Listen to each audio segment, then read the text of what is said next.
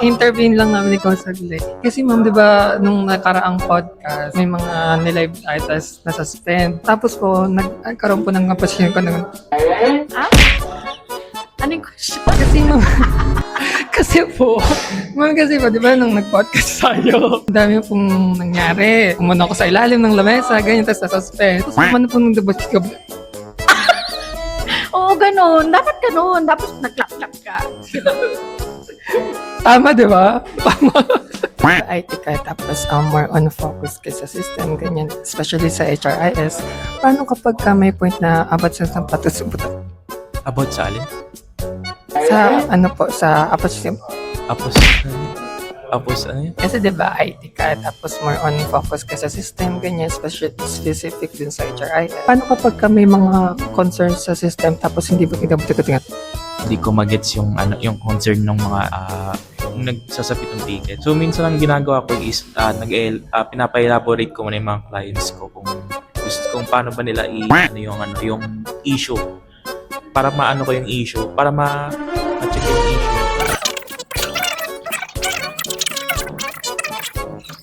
Hindi, pero kasi yung question ko is kapag ka abot yung tapo. Apat. Ano yun? Hindi ko talaga. Pwede ka ma-interview? Anong pangalan mo? Jasaya po. And di ba intern ka dito?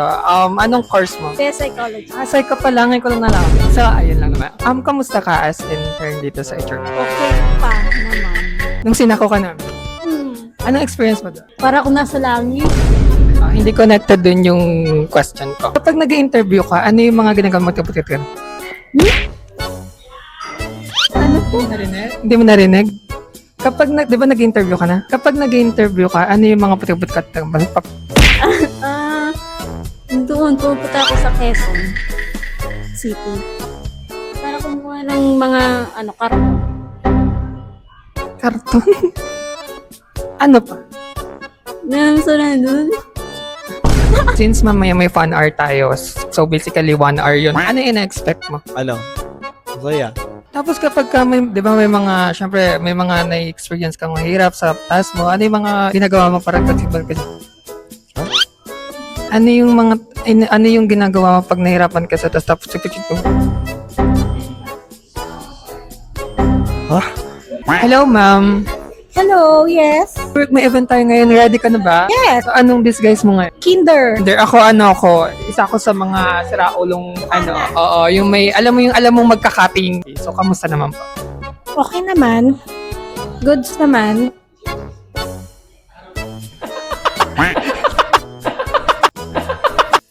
Ano po yung mga ginagawa mo para ma-motivate ka? Tapos, lalo na kapag ka mag-motivate.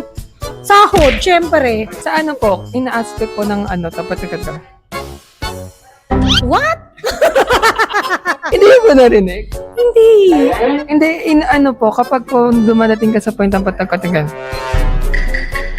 Hindi ko ta... Teka lang, ayok na, ano ko.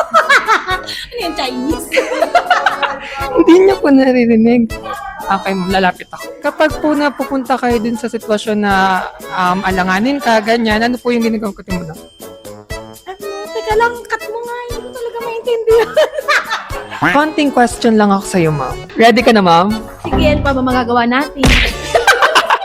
Pero yun, ma'am. So, kamusta ka na, ma'am? Ito, hinga pa naman. So, may question lang ako, ma'am. Kapag ka, ma'am, napupunta ka sa sitwasyon na parang feeling mo hirap na hirap ka. Hirap ka nga. I mean, struggles ka, ma'am, ganyan. Ano po yung magkagawa? Ano? Pakiulit mo nga. Sabi ko, ma'am, kapag napupunta ka doon sa sitwasyon na feeling mo, ano po yung ginagawa mo? Alam mo, dami ko na problema. Lapit po ako. At pagka napupunta po kayo sa sitwasyon na parang ganito po yung, parang nahirapan ka, ma'am, ano po yung pagkagawa? Alam mo, may problema tayo, no? Ganito gumila na natin. Kung ka-interviewin ko, no? Kung sa palagay mo sa sitwasyon to, hampasin kita, no?